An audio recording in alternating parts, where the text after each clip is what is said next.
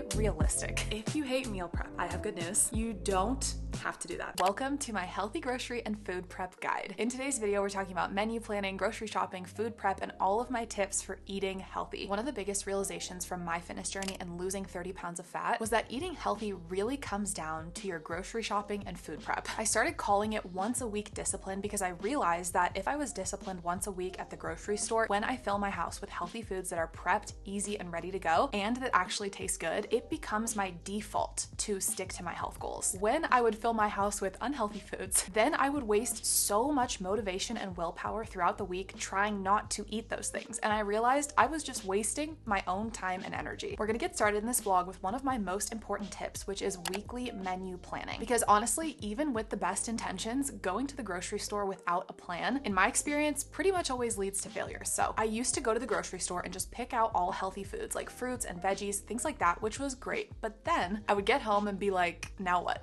And then a lot of food would end up getting wasted because I just didn't have the time or energy during the week to look at all the foods I'd bought and figure out something to cook using those ingredients. In my weekly menu planning, I like to plan out everything I'm eating. So all of my meals, my snacks, my desserts, and I love that it takes all of the thought and guesswork out of cooking. I really like the concept of a menu because it does have some structure, but also it gives you the flexibility to choose what you're in the mood for or what you have time for throughout the week. My first tip is something I definitely still struggle with. It's to be realistic. What can you actually do this week? We all love to imagine our future self as someone who's like so energized and so excited about cooking and eating healthy. After a long day of work, you just can't wait to spend an hour cooking and doing dishes and making an extravagant meal from scratch every night. Let's be honest with ourselves here. You have work, you have school, you have a life. Are you actually cooking 7 unique dinner meals from scratch every week? Because I definitely am not. My weekly menu only has 1 dinner option. Technically 2 because I make pizza 1 day a week. It's just kind of like a non-negotiable for me, but otherwise I pick 1 dinner and eat that for 5 or 6 days of the week. I know to some people that's gonna sound like torture, which is fine, but I only say that because I wanna make it clear that the weekly menu does not mean having a different breakfast, lunch, and dinner every single day. It's just about picking the meals that you're gonna have, making your grocery list using that structure, and having a plan to go off of during the week so that you're not opening your fridge and trying to figure out what you're gonna cook every single night. So how do you come up with a weekly menu? Great question. I have a running folder of ideas of recipes on TikTok, Instagram, and Pinterest. So if I'm scrolling and I see something interesting, I'll save it to that folder. If there's nothing in the folder that's striking my fancy, here are my other favorite ways to pick. The first one is restaurant copycats, which is actually what I'm doing this week. I'm doing a kava copycat bowl, which if you live near a kava, I am so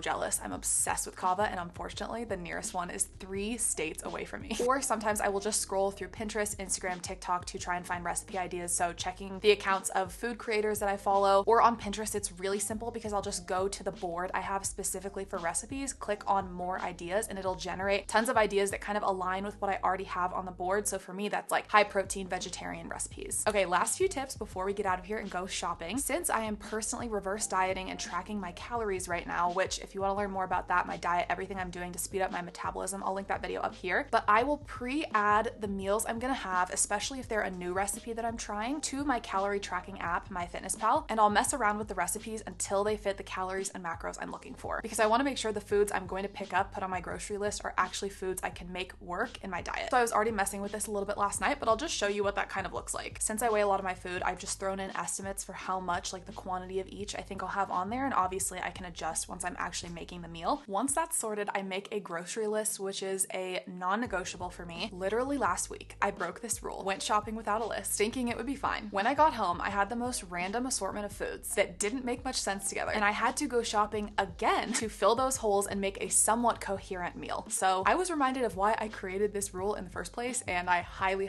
recommend going in with a list and a plan. My last tip, don't go into the grocery store hungry unless you want to spend $1 million getting random foods that probably aren't even that good. Because when I'm hungry, everything looks good. I always try and have a full, large meal before I grocery shop. At the very least, I'll have a protein bar, so.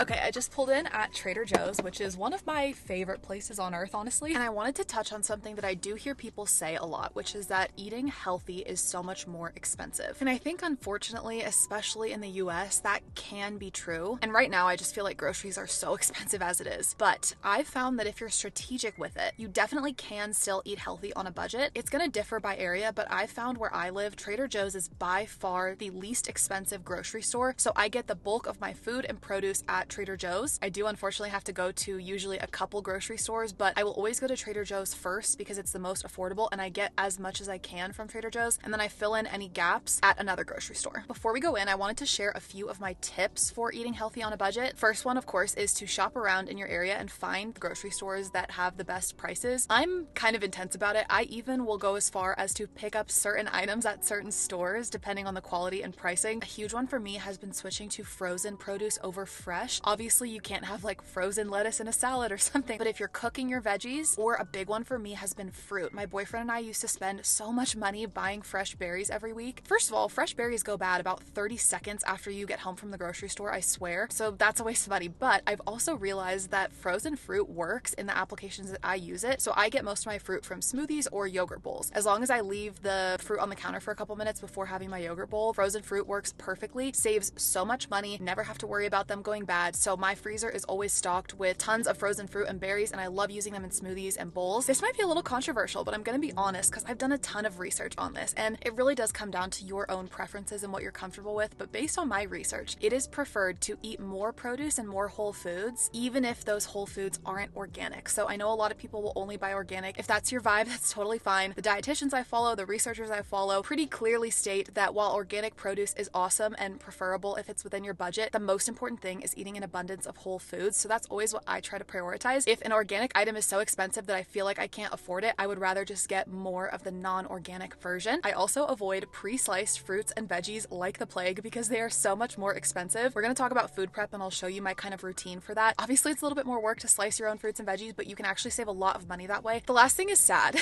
but true. Honestly, I find that the most expensive part of eating healthy is the healthy alternatives or the healthy snacks. So things like protein bars, chips, protein milks, like anytime you're taking a normally unhealthy item, making it healthier by adding protein or making it from Whole Foods, whatever, you're gonna pay the price for those food items. I'll be honest, I definitely have lots of those foods in my diet. I'm genuinely addicted to the Kindling protein pretzels and the Quest protein chips. They are a lot more expensive than if you were getting regular chips, but obviously it comes down to the quality of ingredients and the cost of producing those things. I kind of think of those as a special treat. If you're trying to eat healthy on a budget, definitely it's a lot cheaper to snack on like whole foods and fruits and things like that than these kind of like fancy healthy snack items. All right, enough chatting. Let's head in and pick up some groceries.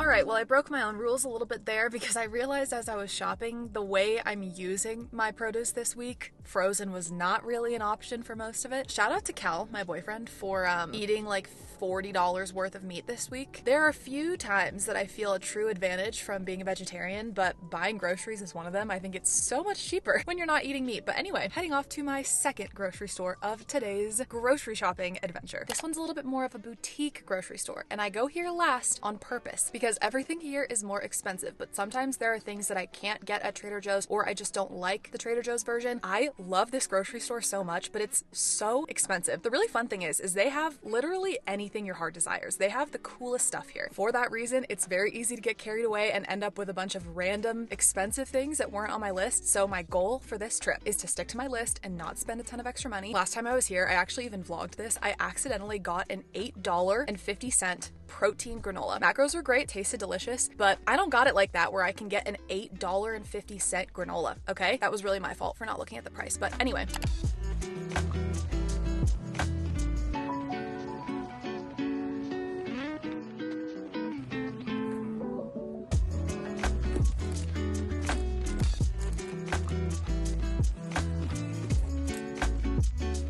The way that they didn't have the one thing I went there for. Like the main reason I went to that store, not only did they not have it, they don't even sell it. I made up that they sold the Cava Crazy Feta dip. Anyway, we pivoted, so it'll be okay, but that was extremely disappointing. And of course, it was $40. My boyfriend and I always joke, if we walk into a store, it doesn't matter if we're just there for one thing, it will always be $40. And once again, it was $40, so.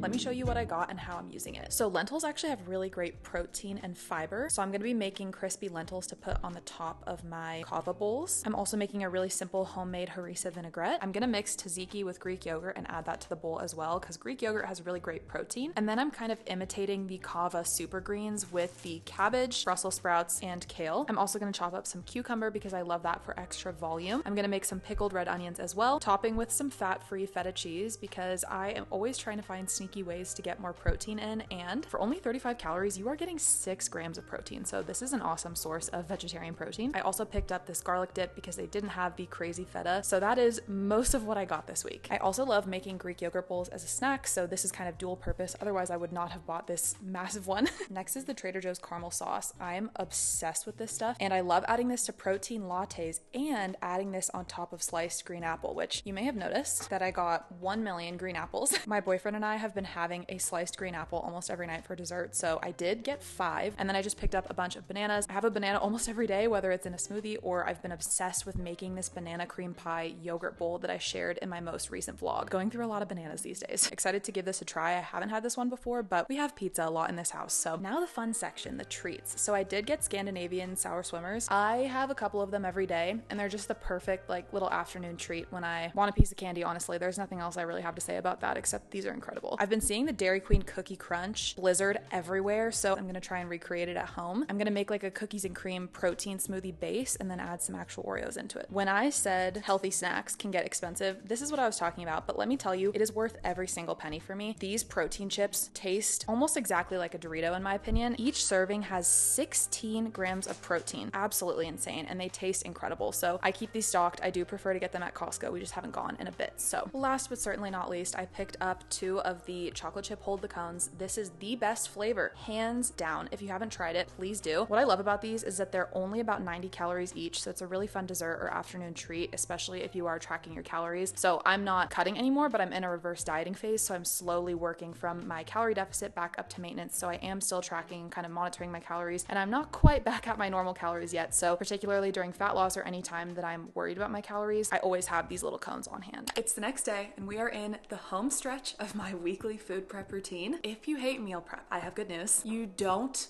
have to do that, because honestly I agree. I also hate meal prep. Have you ever cooked broccoli and then let it sit in the fridge for 5 days? It never recovers from that. Anyway, I'm just not a meal prep person. I tried for months and months back when I first graduated from college, and I just ended up throwing away so much food because I just found it to be unappetizing after it sat in the fridge for a couple days. So instead, here's how I prep my food to save time but make sure it actually still tastes good. First thing I do is wash and prep all of my veggies, so I'll chop them, but I will not cook them. I cook them to crispy, delicious perfection the night of. I will pre-cook my carb source. I've just found that rice, pasta, stuff like that holds up really well in the fridge, and I can't really notice a difference that it's pre-cooked. And then I also like to prep my sauces, dressings, condiments, anything like that once a week, and then I'll store it in a jar. And then the night of, I will cook my veggies, and then depending on what it is, sometimes my protein source, just reheat my carb that I've already pre-cooked, combine everything together, sauce it up, and boom, you're done. So this is great for many reasons, including that I only have to wash my knife and my cutting board once a week when I do all of my chopping. Same with my measuring spoons and things like that. A fun thing about food prep is that technically you could use the ingredients in different ways throughout the week. I'm gonna be honest, I never do that.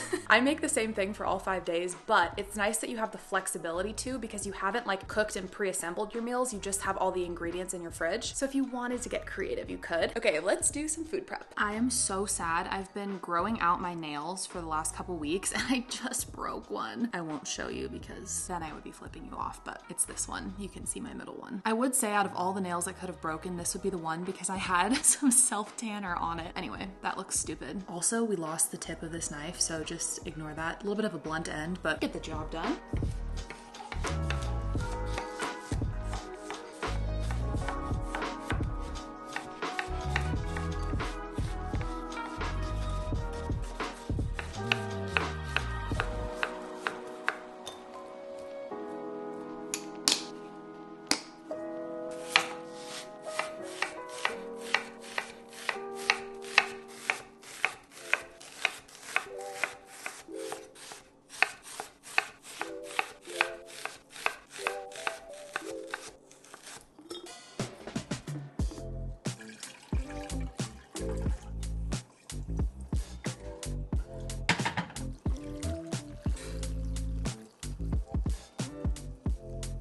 Well, you know.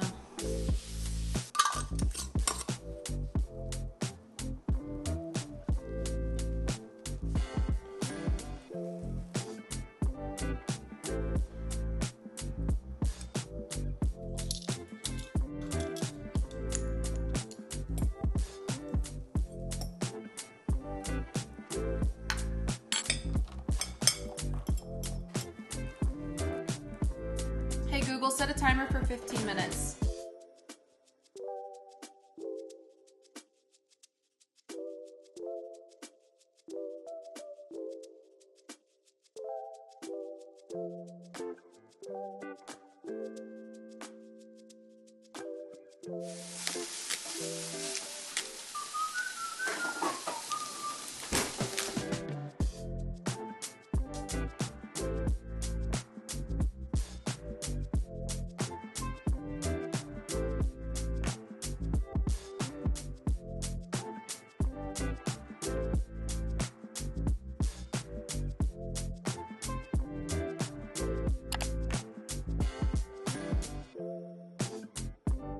Thanks so much for watching. I really hope you enjoyed this video and found it helpful. If you have any questions, leave a comment. I'd be happy to chat. If you enjoyed this video, make sure to subscribe. I upload new videos every week, and I will see you next time.